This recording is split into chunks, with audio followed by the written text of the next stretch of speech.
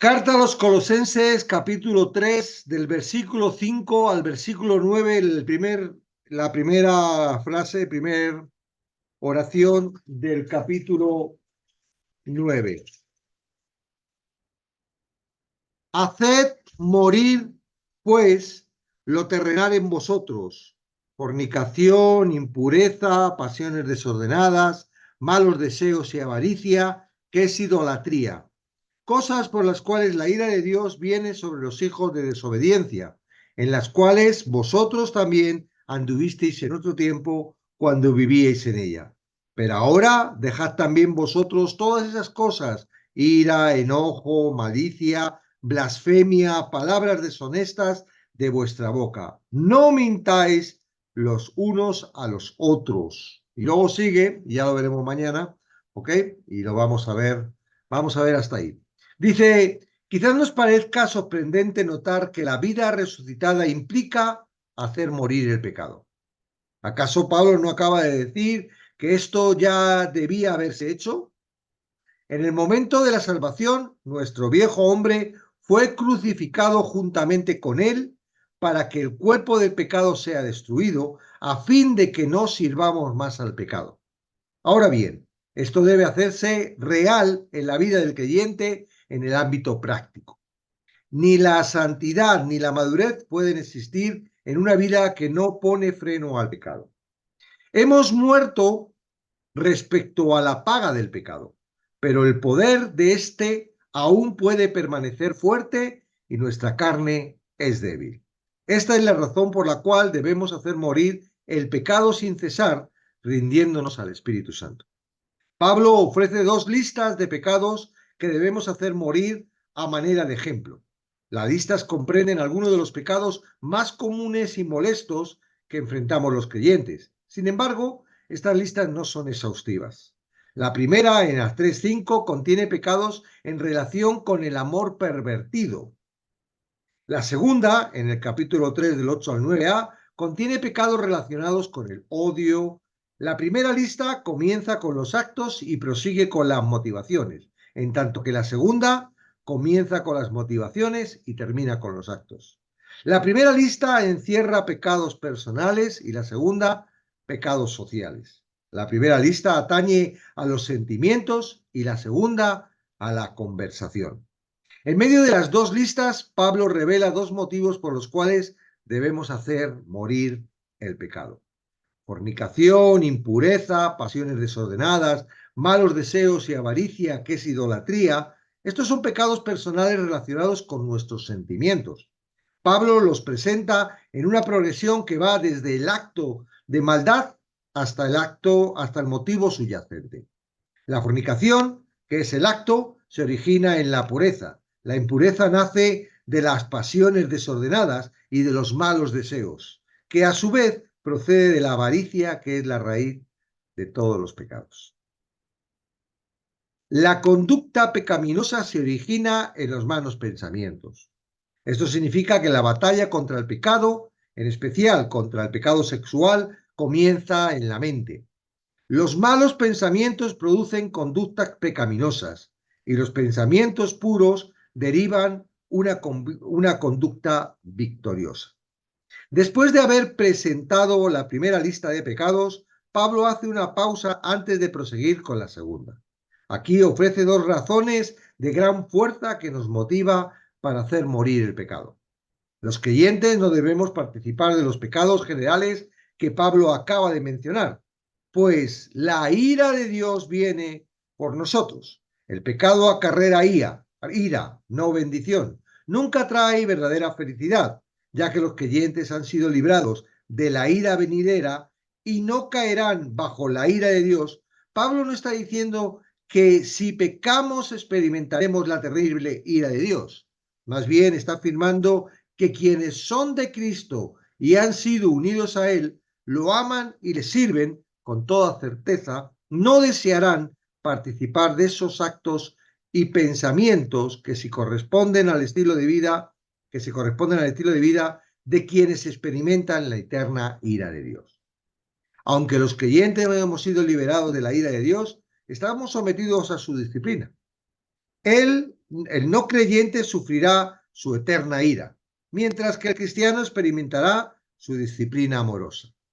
De todas formas, todo aquel que practique el pecado sufrirá las consecuencias. Pablo nos ofrece una segunda razón por la cual debemos hacer morir el pecado, diciendo de alguna manera, ustedes saben bien lo que era vivir en pecado. Lo odiaban y eso los condujo a Cristo para ser librados de esa manera de vivir.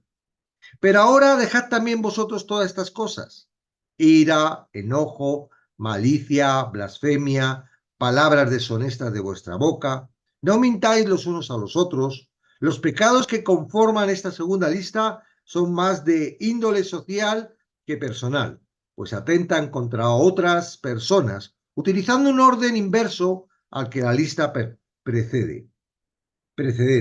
Pablo comienza con los motivos y culmina citando los actos. Ira es una amargura profunda e intensa cargada de resentimiento. Es la actitud arraigada en el corazón de una persona airada. La ira no se produce como reacción a una provocación, sino que revela la actitud permanente de la persona y le brinda la ocasión de expresar su furor. Esto no tiene cabida en la vida del cristiano. Enojo denota un arranque de ira. La ira y el enojo están íntimamente relacionados. La ira que se encuentra latente bajo la superficie a menudo explota en arranque de ira. Malicia es el carácter vicioso que busca hacer daño a otro. La ira, el enojo y la malicia a menudo acaban en blasfemia. El fruto de la ira, el enojo y la malicia son las palabras deshonestas. Esta expresión se refiere a las palabras repulsivas y desdeñosas cuyo propósito es herir y hacer daño a alguien. Pablo se refiere a un último pecado amonestando a los creyentes diciendo, no mintáis los unos a los otros. Cuando los creyentes mentimos, estamos imitando a Satanás y no a nuestro Padre Celestial. De entre todas las personas del mundo, somos los cristianos los que deberíamos decir la verdad. Así que resulta provechosa la exhortación de Pablo a hacer morir el pecado a quienes están completos en Cristo y participan de su vida resucitada. También lo es porque cada cristiano debe enfrentar en su vida diaria la batalla por alcanzar la santidad. Bueno, aquí tengo dudas en que esto sea así. Bueno, luego hablamos. ¿Cómo podemos salir victoriosos en nuestra lucha contra el pecado? Por un lado, dejándolo morir de hambre. No alimentar la ira ni el resentimiento. No consienta la lujuria ni la codicia. Y por el otro, poniendo en su lugar los valores positivos. Por los demás, hermanos, todo lo que es verdadero, todo lo honesto, todo lo justo, todo lo puro, todo lo amable, todo lo que es de buen nombre, si hay virtud alguna, si hay algo digno de alabanza, en eso pensad. La palabra de Cristo more en abundancia en vosotros. Bueno, coloco rápidamente los comentarios y hacemos un pequeño síntesis. Ajustes, comentarios.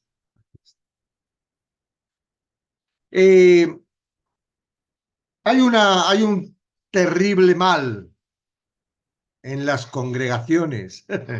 Hay un terrible mal, hay un cáncer, ¿verdad?, que quiere avanzar dentro de las congregaciones, ¿verdad? Dentro no digo del cuerpo de Cristo, porque el cuerpo de Cristo es imposible que haya nada, es santo, puro, perfecto, ¿ok? Pero dentro de las congregaciones, que es donde nos juntamos, donde escuchamos, ¿verdad?, las cosas, como tenemos que decir, hay un terrible mal. Y el terrible mal es que queremos hacer las cosas con nuestras fuerzas y entonces se predica un evangelio totalmente distinto al que es. Hay que poner en base esta palabra a los colosenses, no puede venir de golpe sin haber entendido antes todo lo que hemos dicho en los 3 capítulos anteriores, o en los 2 capítulos anteriores. O sea, Pablo empieza primero mostrándonos dónde estamos, cuál es la seguridad de dónde estamos, quién es el que ha, digamos, realizado todo eso, qué hemos participado nosotros, en qué estamos, cómo estamos, qué es lo que tenemos. Y ya cuando nos ha colocado, ¿verdad?, en esa posición de plenitud, en esa posición, ya no estás completo en Cristo, no te falta nada. Todo el sacrificio de la cruz, todo eso fue para que tú te rescataras, para que pudieras estar. Entonces, ahí empieza a trabajar un área donde, bueno, todos vemos que a veces nos resulta llamativo. Como si estoy en Cristo, todavía pienso, ¿verdad?, en cosas que ya sé que son pecados, porque todavía hago cosas que sé que no lo tengo que hacer, ¿verdad? Hoy hay una lista que ojalá ninguno de los que estemos aquí, de la primera lista, estemos implicados en ninguno de esos pecados, porque realmente son pecados fuertes, propios de nuestro propio corazón hacia nosotros, pero que no solo nos daña a nosotros, sino que influye a otros. Una persona cuando fornica no fornica solo, fornica con otra o con otro. Y entonces, cuidado, ¿eh? Tu pasión está haciendo que estás matando a otro. O sea que aunque es algo que sale de nosotros, es íntimo, siempre hay, ¿verdad? Dice fornicación, impureza, esto es nuestro, ¿verdad? Y contamina sobre todo a toda nuestra familia. Pasiones desordenadas, ¿verdad? Malos deseos y avaricia. Entonces, esto está en nuestro corazón y eso no hay forma de quitarlo. Las personas en la falsa religión, las personas en una mala doctrina, en un evangelio que no está en la palabra, por mucho que lo busquen, dicen esto: ah, pero el Espíritu Santo va a venir y va a quitar esto, y va a cambiar esto. Y de alguna forma el corazón nos engaña, o engaña a todas estas personas, porque el corazón sabe perfectamente que, bueno, dice, bueno, pues le voy a dejar un tiempo que desee otras cositas.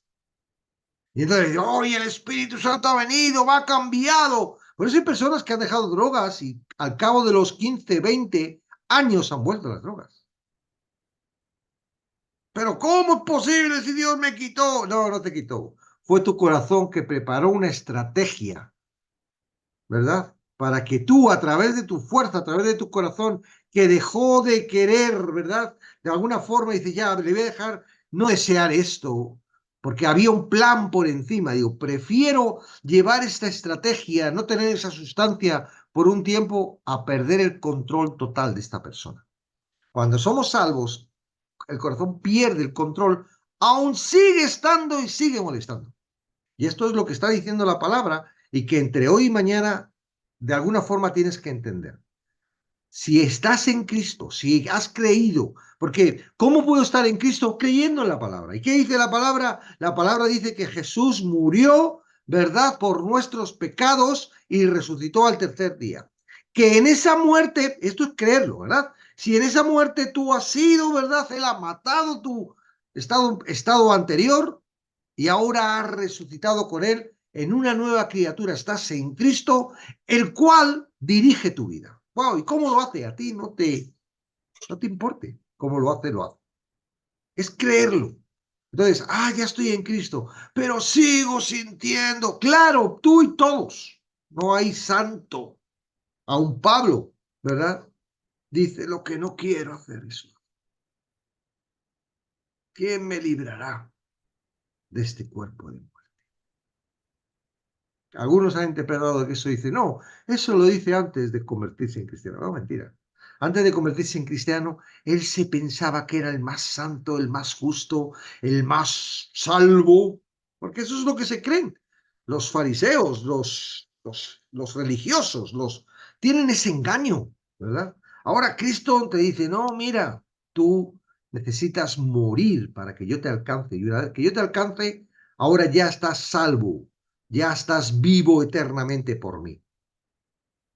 Y todo lo que yo hago, y todo lo que, pues te va a estorbar. Mientras que estás en la carne, mientras que estás en este mundo, todo lo que tú hagas mal te va a estorbar.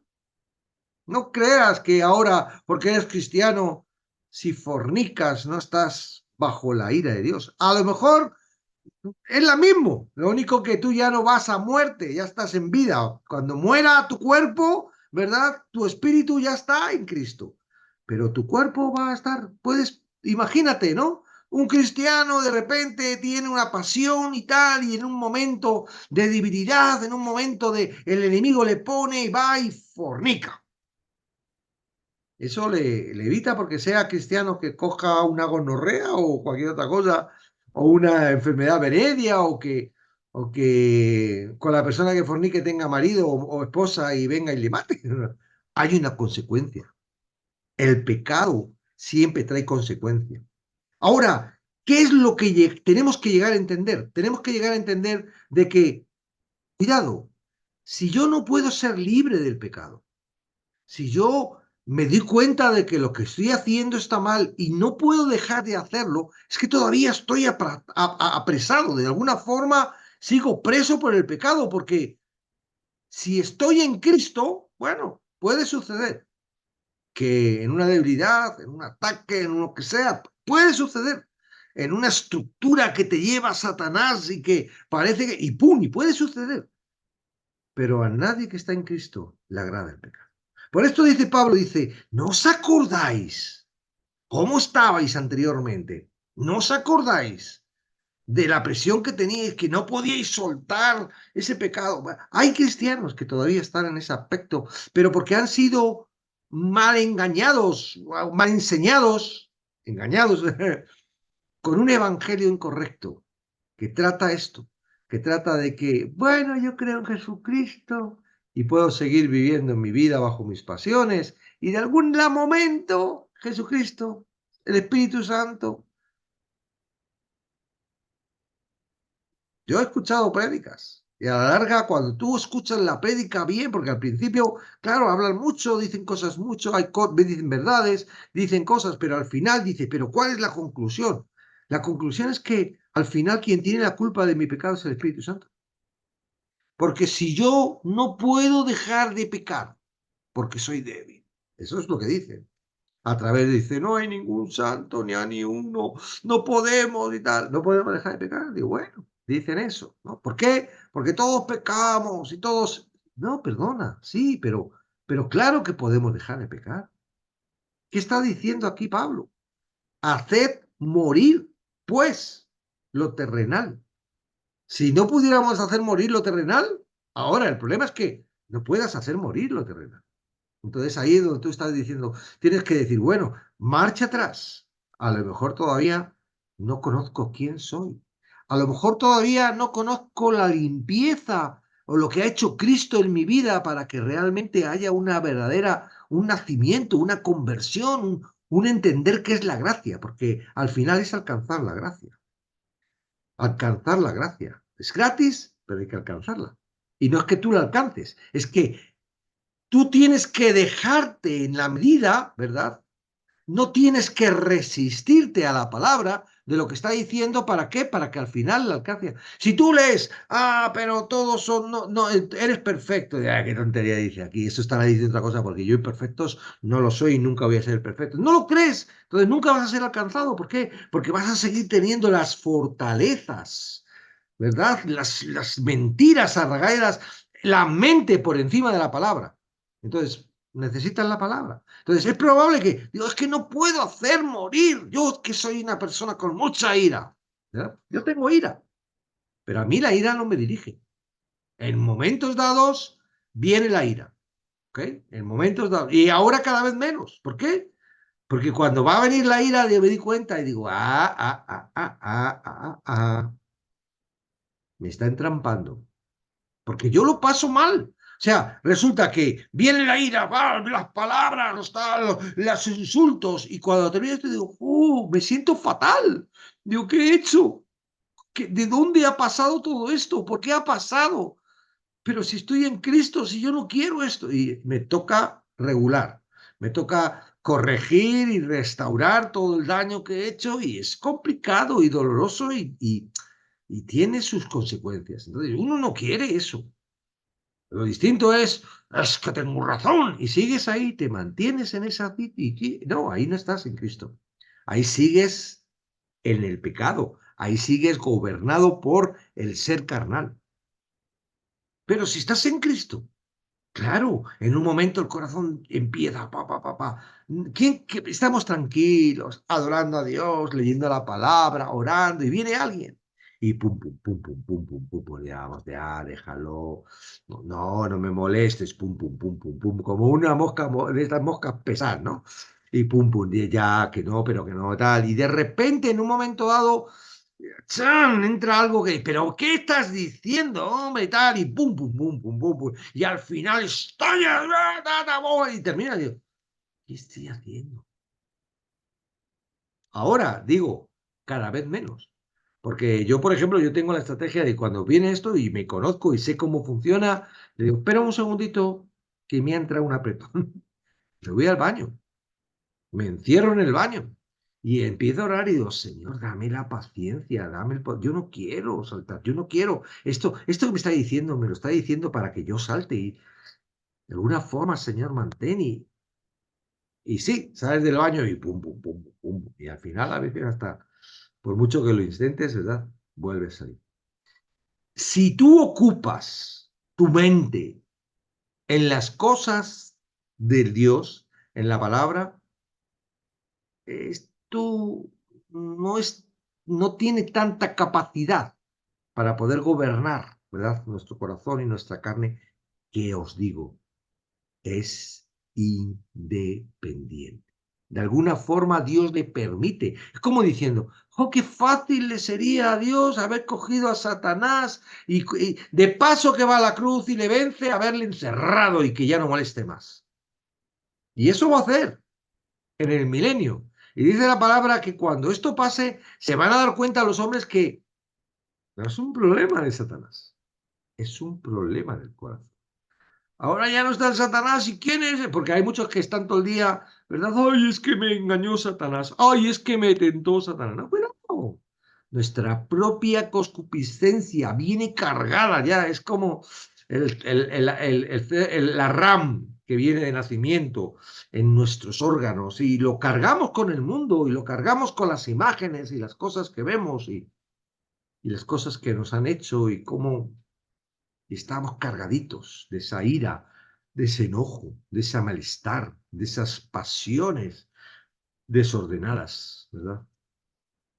Entonces, para resumir y ser un poco útil en ese sentido, digo porque para mí me ha sido bueno entender un poco, quizás no lo entendamos todo, yo no lo entiendo todo, pero sí voy viendo parte de la verdad. Número uno, estamos en Cristo, eso es seguro. Él quiere, Él no lo pone difícil.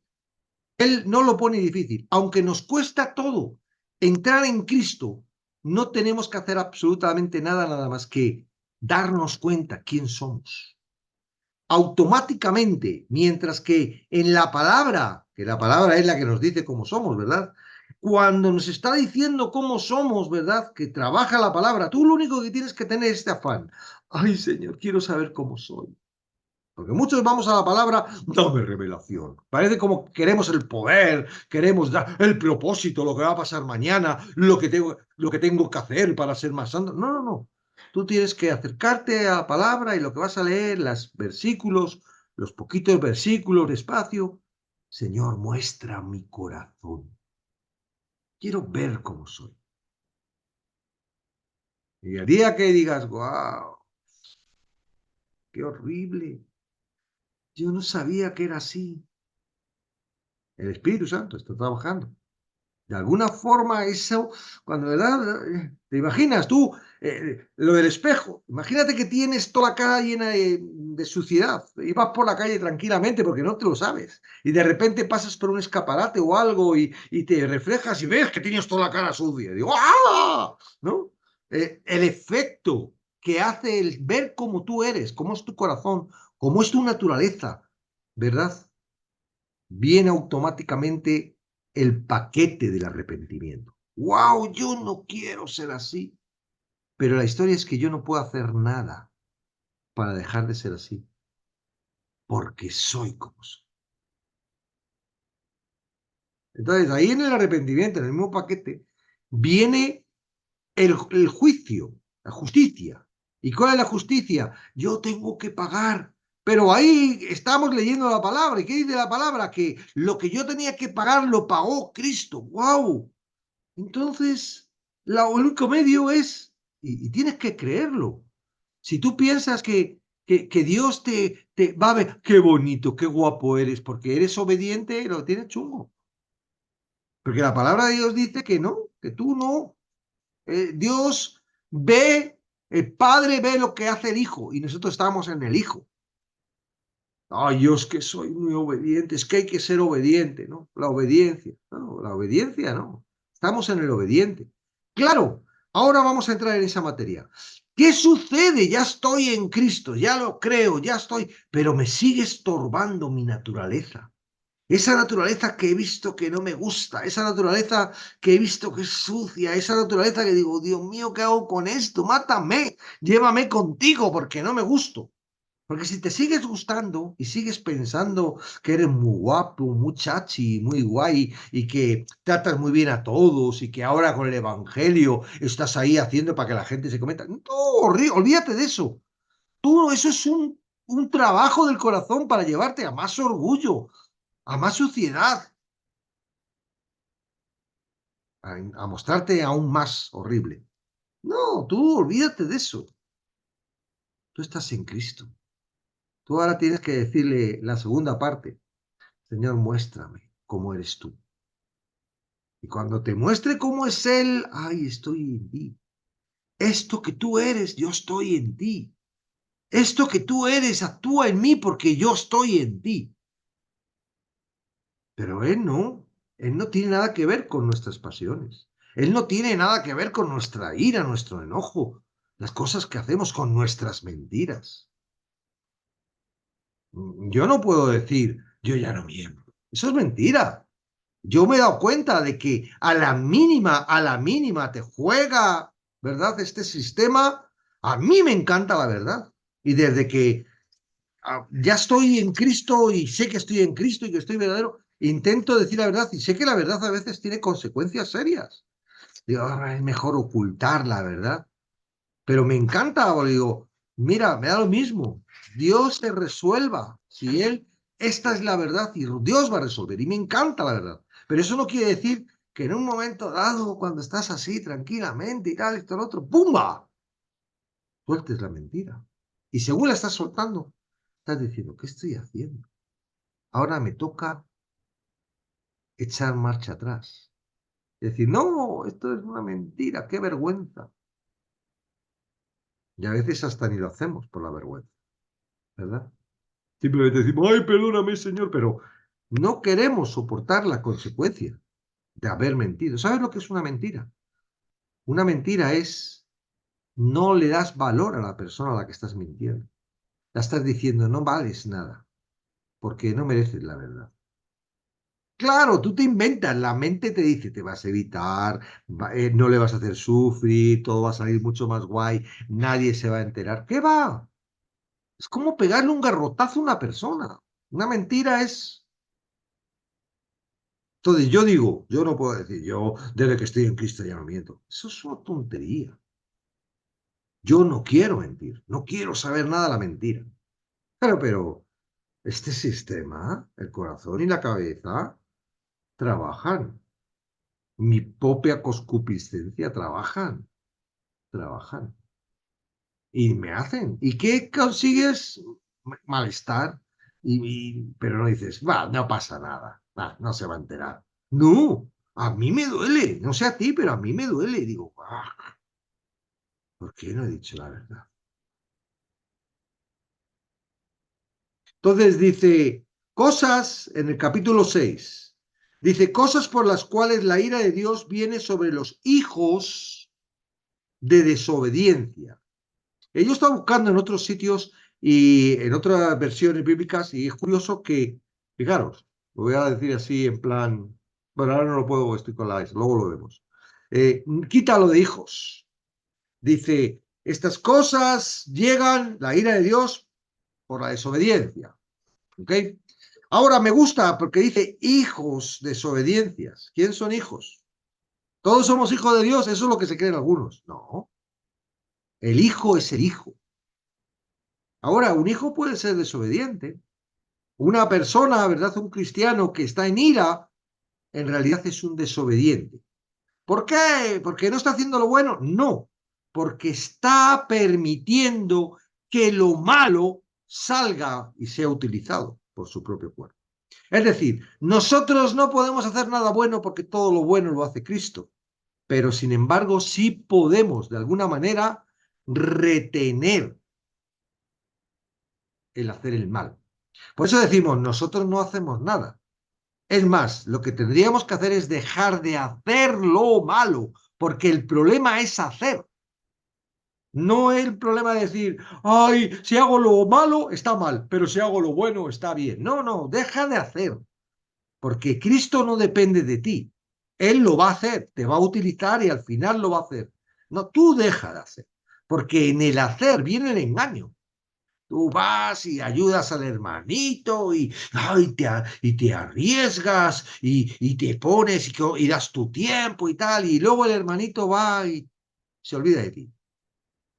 Y eso que has hecho, que parece que es algo que sube como incienso, como una obra que has hecho, produce en ti un malestar desagradecido encima que le he hecho. ¿Cómo?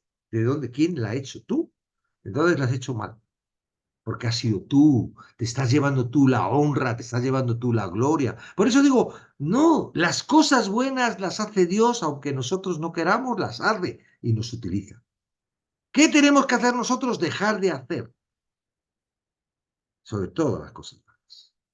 Ahora, estando en Cristo, el poder para poder dejar todo esto es de Dios. Quiere decir, si yo dejo que el pensamiento, ¿verdad? De repente veo una chica guapa, qué chica más guapa, y resulta que esa chica guapa va y me mira y me guiña el ojo, pum, va, me guiña el ojo, y el pensamiento y el sentimiento sigue funcionando. Yo le dejo que todo eso funcione y que al día siguiente me lo vuelva a hacer y tal, al final termino aquí. ¿Qué ha pasado, Señor? ¿Por qué lo permites? ¿Dónde ha salido esto? Y entonces Dios me dice, ¿en dónde tenías tus pensamientos? ¿Dónde? ¿En qué estabas tú pensando? ¿Qué estabas haciendo? Porque empieza aquí. Entonces, ¿qué es lo que podemos hacer para que eso no suceda? ¿Verdad? Porque no es tan fácil el fornicar, como eso así, de la noche a la mañana. No, bueno, si te vas a un prostíbulo, sí, pero en cuanto a los hombres, y una mujer no sé cómo lo tendrán, pero no. Poner la mira en las cosas de Dios. Si yo estoy ocupado en las cosas de Dios, si estoy ocupado en Cristo, si estoy ocupado en la justicia, si estoy ocupado, digamos, en lo que Él es y donde yo estoy, Mira, me hace así un guiño de ojo a la chica y le digo, oye, no te voy a decir el Evangelio porque eres más peligrosa. ¿Entendéis? O sea, de alguna forma sí tenemos la capacidad de que el Espíritu Santo, ¿por qué lo hace Dios así? No lo sé. Pues imagino que es para que nos demos cuenta de la dependencia que tenemos de Él, para que nos demos cuenta de la estructura, para que nos demos cuenta realmente de esa diferencia entre lo que es lo santo y lo que es lo carnal. Pero Él deja que el cuerpo, de alguna forma, porque Él podría pararlo, ser autómatas aquí, uy, y amar y todo. ¡Ay, mira! Ahí viene un cristiano. Hola, ¿no? Porque lo podría hacer, no lo hace. Deja que todavía el sistema del corazón y de la mente siga trabajando independientemente. Ahora no te tienes que decir, uy, qué feo, qué malo soy, qué pecador. No, es tu carne. No pasa nada. ¿Qué dice Pablo? Todos los días, Señor, te presento en sacrificio vivo mi cuerpo, santo, agradable a ti, para que tú hagas con él lo que quieras. De alguna forma presento esta carnalidad y me pongo delante de él y digo, Señor, que hoy no haga nada de lo que él quiera, sino que se someta. Ahora ya no soy yo, ¿verdad? Mi espíritu o mi alma esclavo de mi carne. Ahora soy siervo tuyo. Él, la carne es nuestro esclavo. Por eso dice aquí en el texto, dice, ¿qué podemos hacer para que matarlo de hambre? Deja de pensar. ¿Qué estás mirando? ¿Qué estás viendo? ¿Qué estás leyendo? ¿Qué estás hablando? Que te produce y que te lleva a estas circunstancias. Si hay algo que avanzar, lo único que podemos avanzar es de nuestra forma de hablar, de nuestra forma de pensar, de vuestra forma de mirar, de nuestra forma de actuar. Y permitir que sea el Espíritu Santo el que realmente es el que nos guíe y nos lleve. Pero no dudéis, vais a seguir teniendo malos pensamientos, vais a seguir teniendo malas expresiones del corazón. Eso es inevitable. Pero de alguna forma podemos hacer morir eso. Por eso dice la palabra, toma tu cruz, muere cada día. Fuera de Cristo no lo puedes hacer porque eres esclavo. Pero en Cristo todo podemos. En Cristo todo lo podemos. Y no se trata de ti. Cuidado. No empoderes a tu carne y la hagas pensar, qué bien, mira lo que soy capaz. Eso es lo que hace la carne. No. Yo digo, tú tranquila. Esto es el templo del Espíritu. Mantente como templo limpio.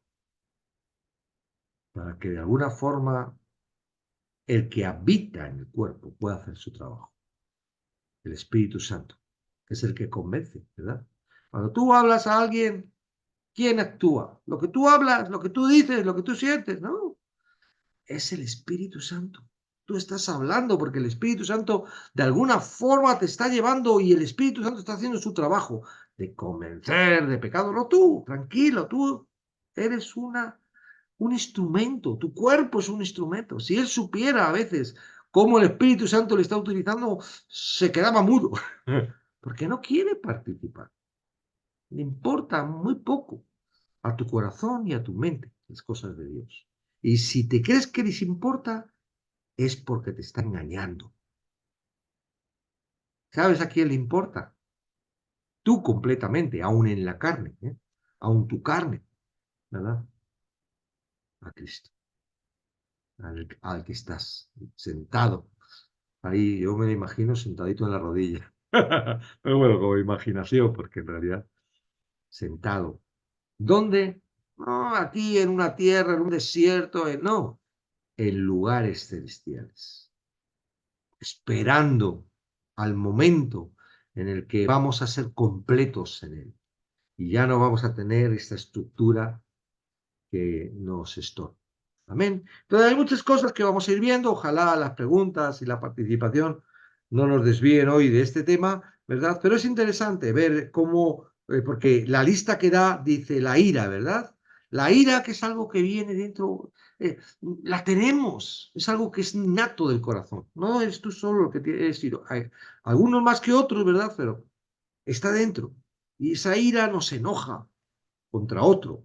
Y al enojarnos, soltamos malicia, deseamos cosas malas para el otro. Y al hacerlo, blasfemamos, ¿verdad? Y decimos blasfemias, ya está la palabra, ¿verdad? Palabras deshonestas de vuestra boca. No mintáis. Podemos decir que ahí es la base al final, es la deshonra al que tenemos enfrente, la deshonra, el no valoramos para nada a esa persona. Amén. Mañana vamos a seguir con esto y vamos a avanzar más. Hasta aquí el estudio de hoy y ahora cuando termine y pare la grabación, vamos a leer también la parte de ayer, ¿verdad?